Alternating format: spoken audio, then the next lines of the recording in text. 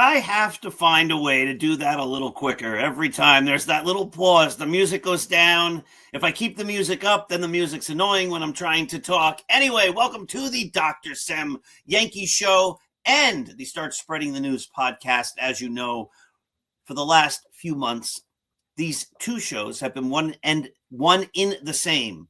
Now, I talked to EJ Fagan just the other day, and he said, when are we going to get back to doing the Start Spreading the News show? And I said, anytime, EJ, I'm ready. And he said, okay, after the WBC. He is big into the World Baseball Classic. I, less so. So as you know, this is the Dr. Sem Yankee Show. This is a part of the Start Spreading the News Yankee site, the greatest Yankee site there is. And as you know, this is also brought to you by the wonderful Artemisia Publishing. Artemisia has published numerous books that I wrote, including Scattering the Ashes, the least among them, Roy White's From Compton to the Bronx, 365.2, a motivational book, and coming out in just a few days, March the 17th, The Greatest New York Yankees by Uniform Number. I just got my copy, and it is beautiful. It looks great. There's pictures. Here's Ellie Howard and Dave Winfield. I don't want to spoil all the surprises, but you can find those books and many more across a variety of genres at apbooks.net. Let me just remind everyone to make each day a great day. How do you make your days great? You look around and you find the good that's in the world. You cherish that good in your heart, and then you spread it forward. If by some chance you can't find any good, well, then create some. Remember, when we give love, it comes back to us in greater amounts than we ever gave. Now, today, rather than talking Yankee baseball, we have a very special guest. Our very special guest is Tim Christ. Tim Christ just recently wrote a great new baseball book about Little League and the Little League World Series, and we're going to talk all about it right now. Hey, Tim, how are you? Fantastic, Paul. Appreciate you having me. Oh, I'm so glad. I'm so glad that you reached out. And again, as I was saying before we went on, how patient you've been with me as I'm trying to juggle a whole bunch of things and get you on. So let's jump right into it. Tell us a little about yourself and who you are and what brings you here. Yeah, no, I appreciate that. Well, I live down in Bernie, Texas, which is just outside of San Antonio. It was our Bernie Little League team that went to the World Series back in summer of 2024. I've been in the business world, in the insurance business for, quarter decade now. And my 12-year-old, well, now he's 12. He'll turn 13 here in a week. But it was my 11-year-old son that was part of the team. So, and that team, what did it do? So we formed the Bernie Little League team. It was the spring of 2024. We played all regular season. We had our all-star tryouts. The 12 kids were selected. My son, even though he's 11, he was selected to play on that team as well. And then we played all summer long, June, July, August. We got it all the way to Williamsport in the Little League World Series. We got all the way to the U.S. Championship game. We beat Florida earlier that week. Then we beat Mountain, and then we played Florida again. They beat us. So unfortunately, we lost the U.S. Championship game, and then we played the consolation game against Venezuela the next day. And unfortunately, we came up a run short there as well. But so during the summer, we went 17-2, but we got it all the way to Williamsport, so we accomplished our goal. Yeah, and you almost won it all. Now, I believe you said you went 17-2, and you mentioned the two losses. I believe you also won 17 games in a row. Isn't that correct? That's correct. Yes, sir. So tell us about the team and how you brought it all together. There's obviously Little League drama. Who are you going to pick? How do you pick the kids? And how do you then mold this diverse group of kids that just are coming together that summer into a team that can win 17 games in a row and make it all the way to the Williamsport Little League finals? That's a really good question and a really big question. Almost all of our kids have played Little League for years growing up. Some of them also play some select ball here and there. But the impetus was, Bernie turns out quite a bit of really good baseball talent. So you look at a bunch of our high school kids, they go and play in college. Some of them, have actually even been drafted by the major leagues. We had Cole Phillips here a couple of years ago that got drafted by the Braves. He was throwing 100 miles an hour when he was 17 years old. And so it was just interesting that you've got such really, really good talent with Bernie baseball, but you didn't really have that with Bernie Little League, right? So we kind of had this disconnect. So our general manager, Justin Newsom, kind of had this idea in the back of his head for years. He was talking to some of the parents about it.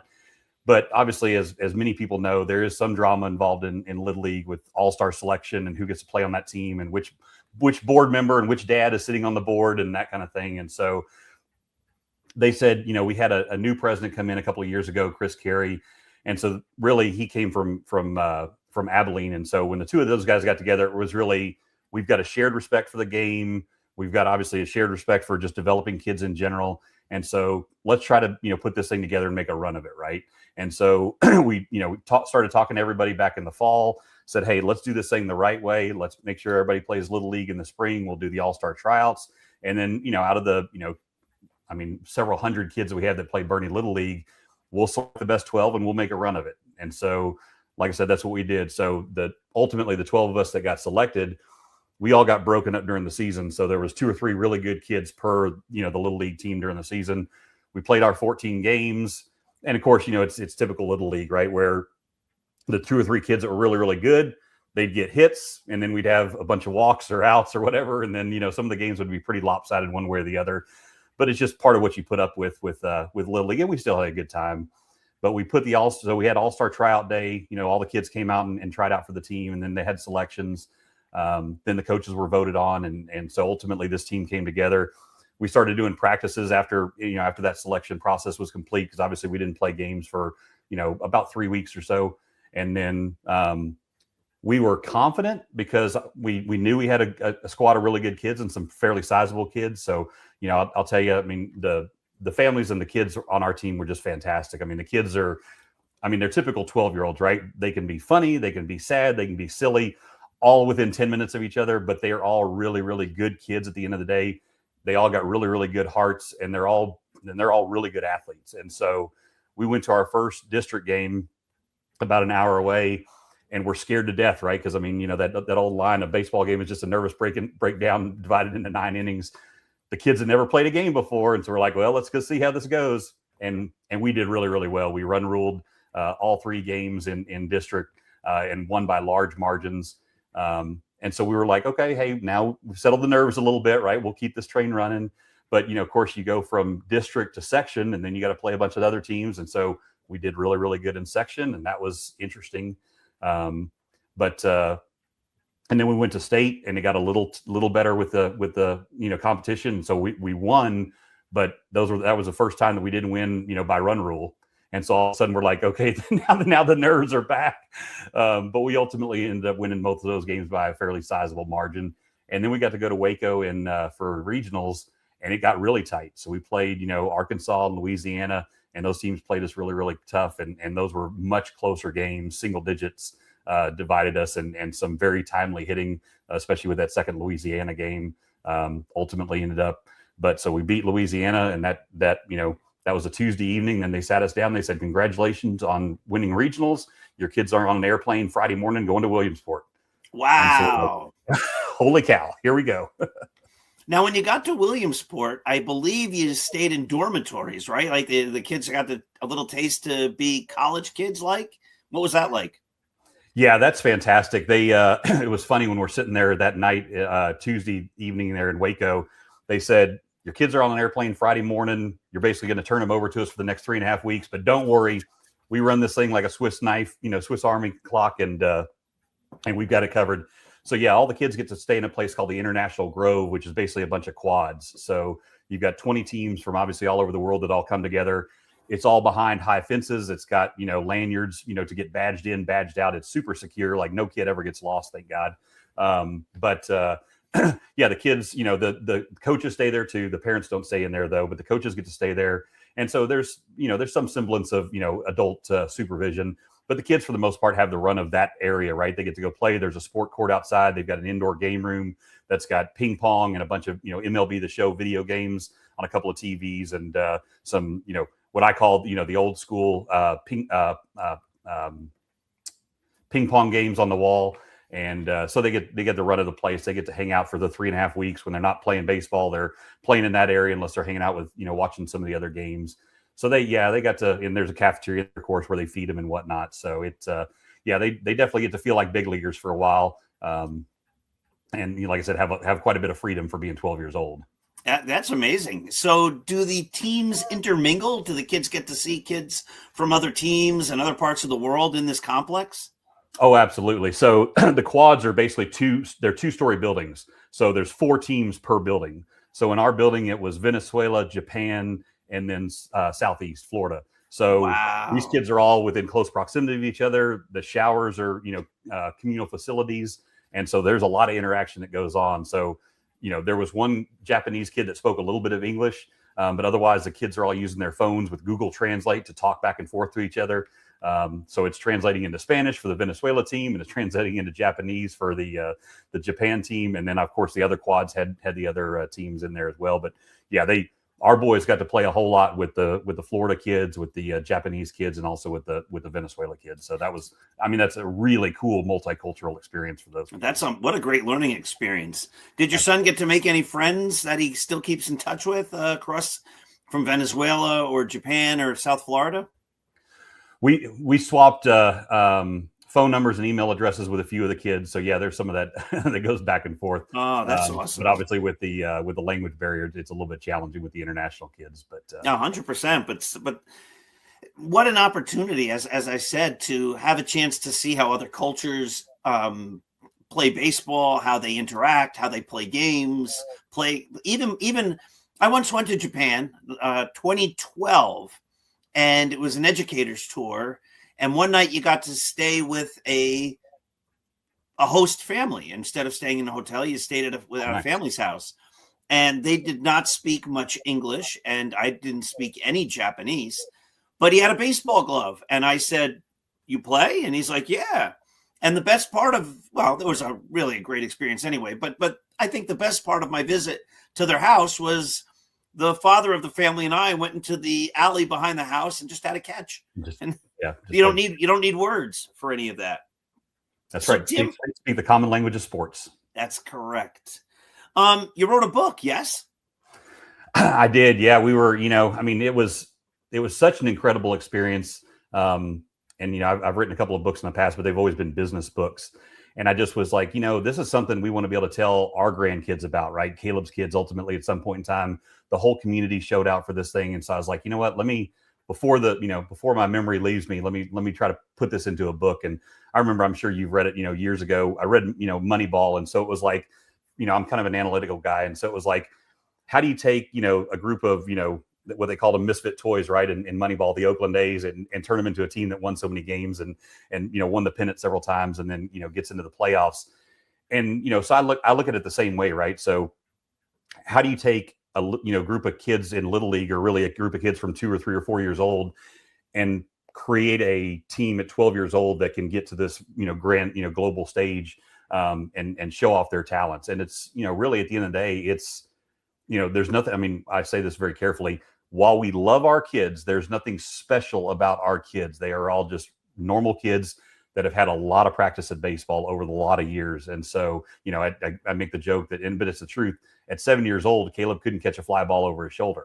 But in the last 5 years, he's gotten really, really good from after T-ball. And so the idea was, like I said, really a Moneyball book was like, let's write a, what I call a creative nonfiction, right? So it's a historical nonfiction book, talks about our journey, but then it's combined with a how-to. And so I included a whole bunch of statistics in the book because, number one, I love statistics, but number two, I think especially for parents and coaches and whatnot that are trying to help develop their teams and whatnot, the challenge when you read books or listen to some podcasts is they don't ever give you great measurement tools about are your kids really good? Or are they not really good at this particular age? So I'm like, you know what?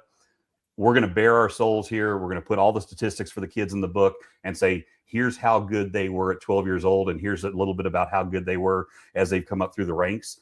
That way, everybody knows this is absolutely achievable by, 10 years old, or 11 years old, 12 years old.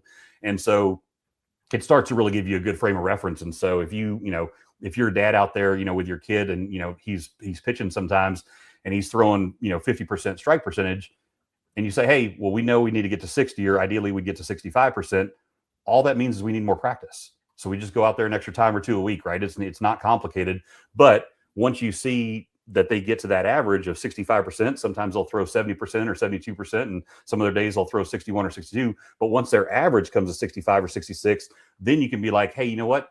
We've gotten you kind of right where we need to be. You know, I mean, Nolan Ryan's lifetime percentage was 65%, right? So like there's a lot of these bellwether numbers in our head that we sort of, those are the mile markers and the milestones that we put out there to say, this is what our ultimate goal to achieve is. And so I put all those statistics in the book about, you know, exactly how the kids performed in the different games and over the course of the season, because that way everybody can understand it. Everybody can measure their own performance against it.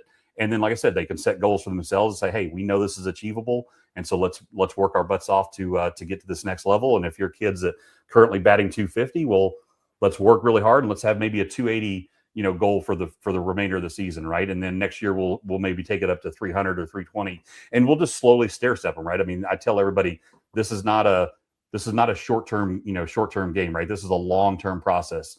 If your kid's decent at 7 years old from Little League and a whole lot of energy and development for the next 5 years, they can absolutely be batting over 400, you know, average by the time they're 12 years old. Takes 5 years to do it, though. I mean, they might be doing it by 10 and a half or 11, depending on how much practice you put into it. But you can absolutely measure that over time, and especially with the technological tools that are available these days. I mean, we all love Game Changer because it gives you, you know, everything they did all the time. So all these cool tools exist. But yeah, so I wrote the book, put all the stats in there, and it's like, you know, I said, here's how we did it. It's a great keepsake for the community. Lets everybody know, you know, obviously, I mean, it's a history-making thing, right? I mean, there's only, you know, we were the 28th team from Texas to make it to the Little League World Series in 75 years. And so, you know, it's something pretty historic. It's now a written record. We've got all the stats, hopefully to give everybody else the inspiration to, we can do the same thing with our kids. Let's just get after it and put a plan together and execute. Yeah, I love the idea of small steps. I retired from marathon running, but I ran 27 marathons. But wow. Before I ever ran a marathon, I had a friend who has since passed, but I had a friend who had run the New York City Marathon a couple of times. And I said to him, I don't know how you do it. I don't know how you can run 26.2 miles. It's crazy. And he goes, you just take it in steps. And maybe a summer after that, I said, you know, if I could just run 10 miles, that'll be pretty good. I could say I ran 10 miles one time. And so I put my mind to it, and I got up to 10 miles, and I completed a 10-mile run. And then I saw him. And I said, I'm not in your league, but I just did 10 miles. Pretty good. And he goes, if you can run, this is sort of what you were just saying, just about running. If you can run 10 miles, you can run a marathon. And I said, 100%. but that doesn't make any sense. I'd have to do it again. And then another 6.2. And he goes, yeah, but if you can run 10, the next time out, you can maybe run 11 or 12. And if you can run 12, you can do 13. That's a half marathon. And if you can do 13, you can do 15. And if you can do 15, you can do 16. If you can do 16, you can do 18. And then you just start realizing like, yeah, it's all about steps, small steps going forward. Some days you can't do it. Some days you might have run a 15-miler the week before, and then the next week you go out and you can't even make it to 4. And you're like, oh man, what happened? But then the next week you do 16 or whatever. Like, you can't let those small setbacks get in your way. And you say it's just all about progression each day. So you're throwing strikes 50% of the time. You go out there, you really have that drive. You want to keep pitching. You want to keep getting better. Next thing you know, you're throwing strikes 55% of the time, as you said. And if then you give the nice numbers to let them know, anybody who reads the book, what the benchmarks are. So if you think you're going to be good enough to have a player or a team be Little League World Series quality, you've got to be throwing strikes 65% of the time. That's the idea. And I think that's great information. And I think it's a great motivator, right? Because the idea is we can all get better. So I think that's great. And I love how you call it creative nonfiction, where it's obviously it's a true story, but you found ways to be creative. So where is the book? What's it called? And when's it come out, or how can we get a copy?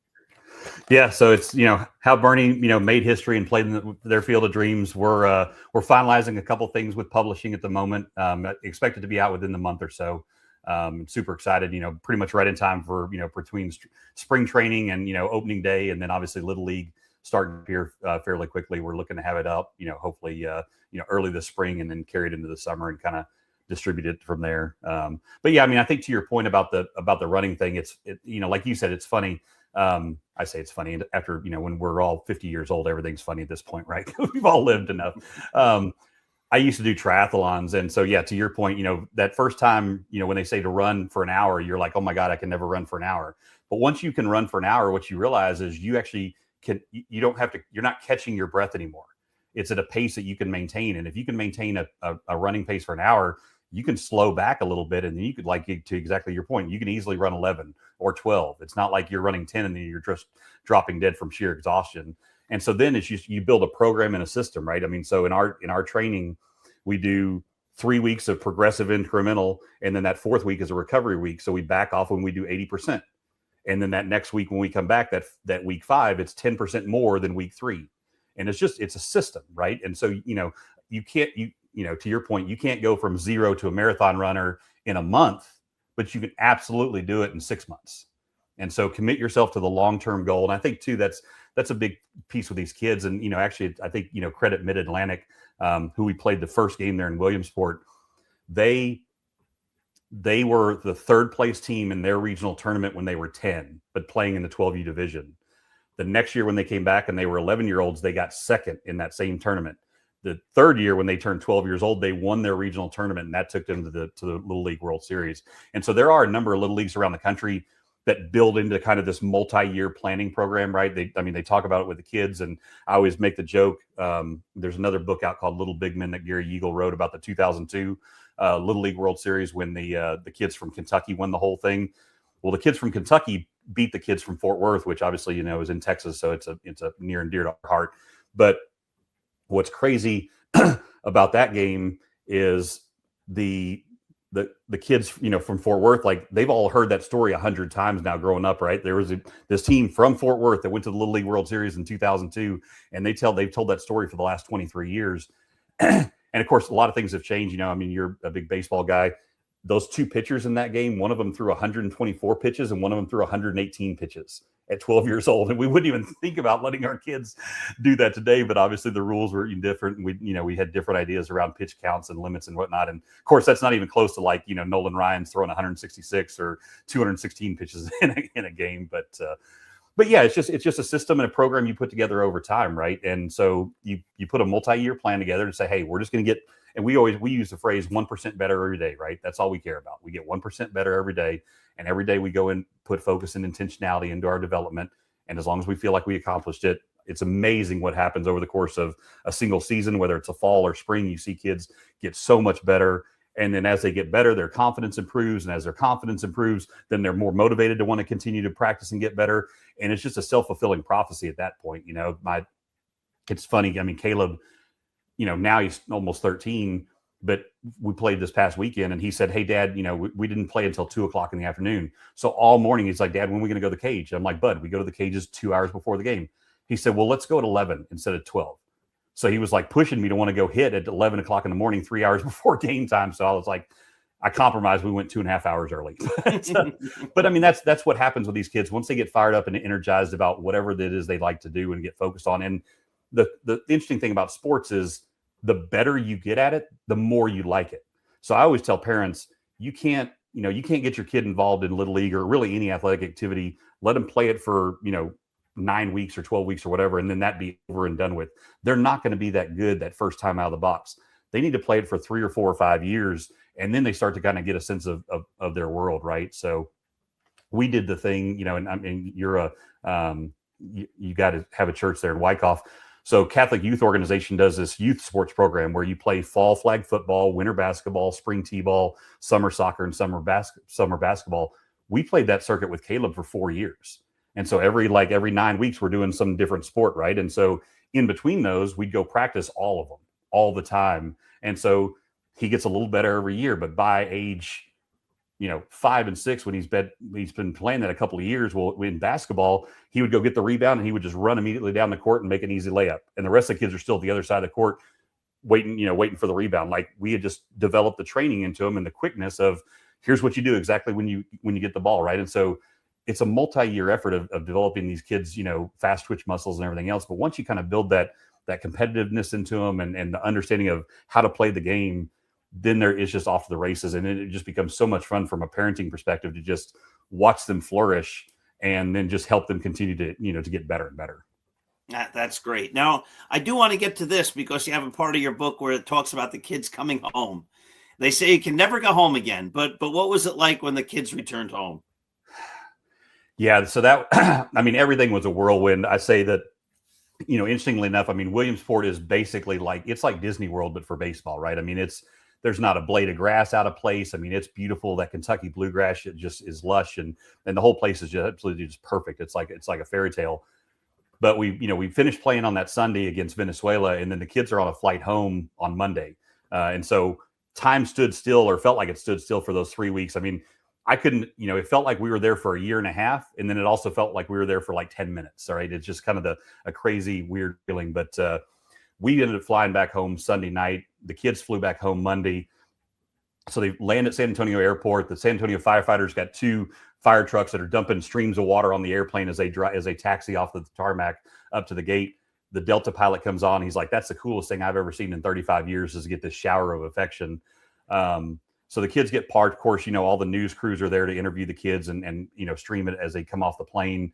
They jump in a bunch of vehicles that are supplied by the local car dealerships, and they get a police escort out to Bernie, which, I know you visited out here. So it's, 25, 30 minutes from the airport.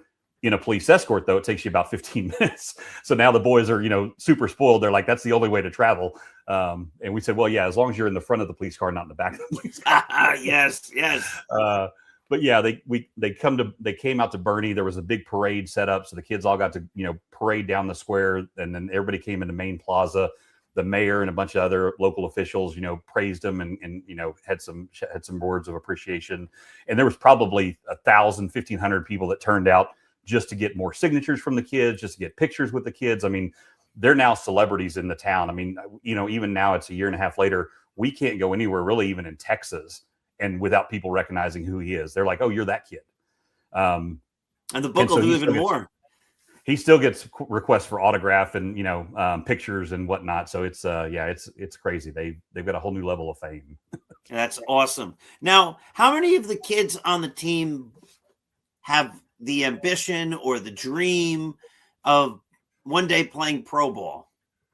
Is that what they're all looking to do, or do some of them thinking they want to do other things? What's the general at 13 years old? What are they thinking?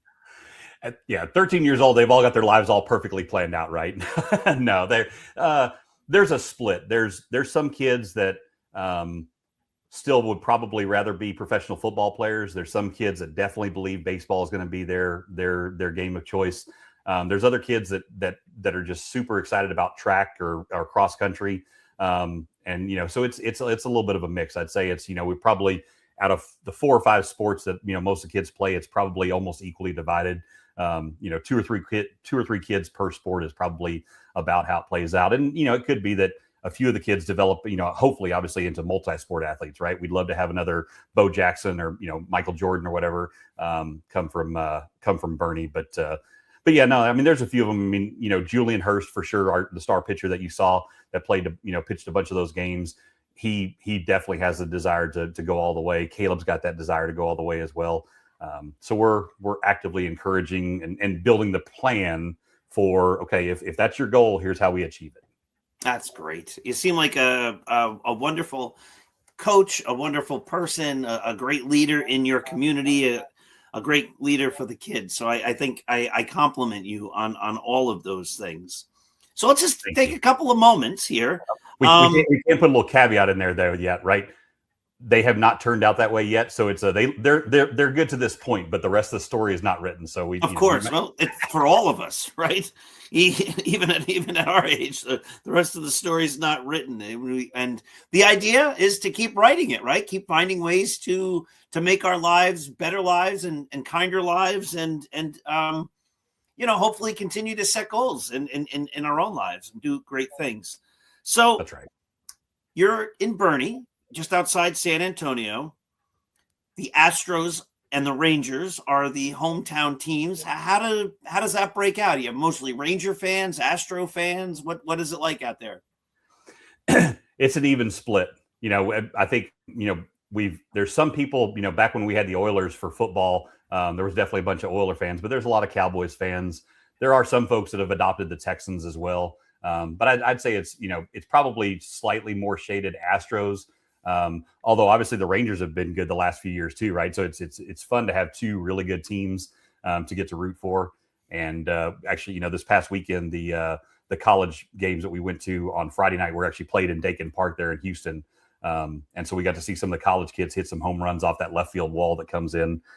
So it's a whole lot of fun. But yeah, the Astros are obviously a great team. We had, definitely got to credit even the Yankees organization too, had so many wonderful things to say about the kids. And, we got to watch the Yankees came and played in that Little League Classic game that happens there in Williamsport. But we got a bunch of video messages from Ranger players. We got a bunch of video messages from the Astros players.